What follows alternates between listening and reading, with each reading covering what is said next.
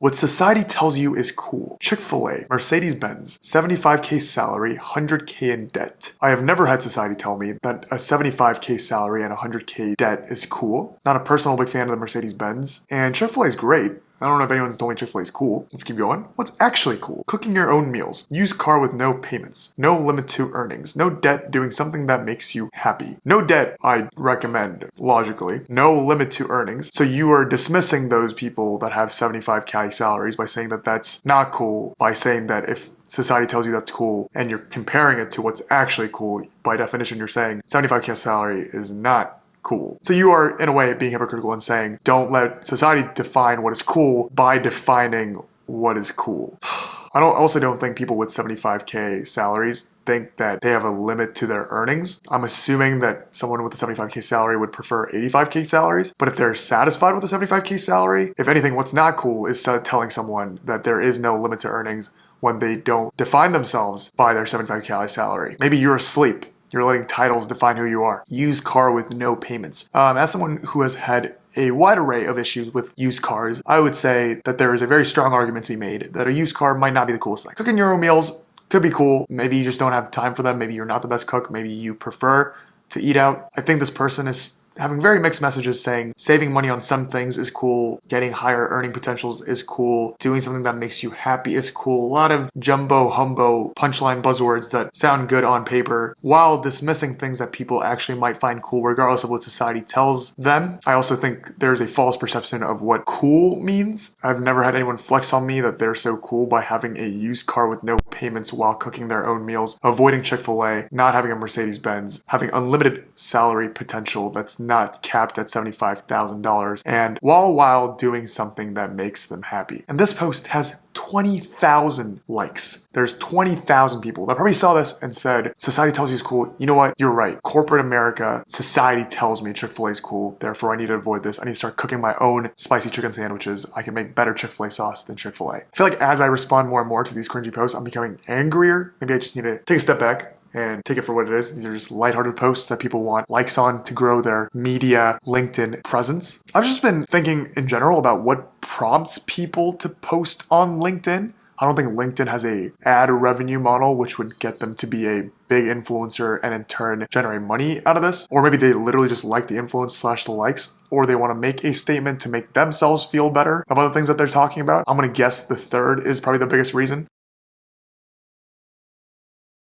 Digital strategist says, my daughter burst through the door. Dad, I got 27 out of 30 in my math test. Oh, my daughter, sorry. Dad, I got 27 out of 30 in my math test. Congratulations, I said. Then asked, shall we go through the 3 questions you got wrong? Sure, she replied. But first, can I show you the 27 questions I got right? Don't forget to celebrate the wins. Hashtag positivity. Something that pops out immediately to me about this is the fact that 11,464 people liked this post. That is more than the average views I get on my channel. Maybe I should become a LinkedIn influencer instead. I, in a way, don't think this is that cringy. I understand what they are trying to say. I think it's actually very valuable to focus on the wins, to over-celebrate the wins. Before diving into the negatives, I always like hearing bad news before good news though. That's just how I am. I think whatever you hear last matters. But at the same time, if this is about questions that pertain to a math test, your goal is to have your daughter do better on the next one, which I think is much better achieved by going over the ones that are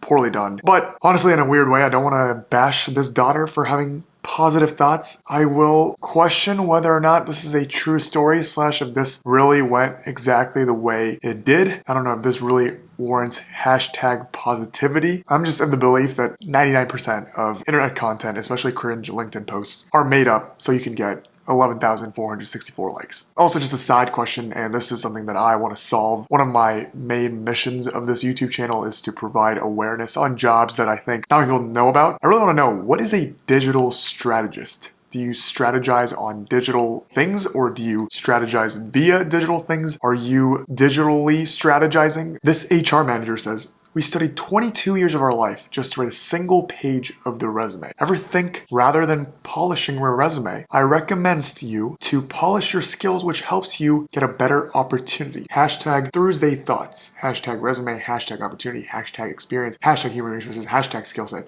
Hashtag growth hacks. Hashtag thank you. I highly recommend you, instead of polishing LinkedIn posts and clicking post too quickly, to review what you're about to post and do a thorough spelling check so that you don't say things like Thursday thoughts. I'm assuming this person is referring to the fact that people are typically 22 when they're out of college and about to go into the workforce. I don't think I studied 22 years straight out of the womb. Also, unless there is an application/resume to be filled out, how else would you filter through people to hire them? I do understand the notion that people are more than a piece of paper, but the best way to summarize your accomplishments, at least in this day and age currently, unless everyone wants to open up a YouTube channel or create a YouTube video explaining who they are, I think writing your qualifications on paper or a PDF isn't a bad thing. You did not study 22 years. Number one, you didn't study 22 years straight, but you didn't go through your life just to write a single page of the resume. You did it so that you accumulated a list of experiences and qualifications to fill that resume, which will in turn get you a job. You are polishing your skills in order to get a better opportunity, but the way to get that better opportunity is to put those skills on the resume. If you don't tell anyone about the skills that you practice all the time and polish, no one is going to know you can do those skills. I don't know why I'm getting heated about this cringy post, but I think posts like this try to make you feel all good inside and say, you're worth more than a piece of paper. You're worth more than a resume. People always say, you're paying $250,000 for a piece of paper at the end of the road in college. Is that really what you're paying for? Is that really the accumulation of everything you've done in college? Is that the only thing that comes out of that education? Whether or not college as a whole is worth it or not, I think is a different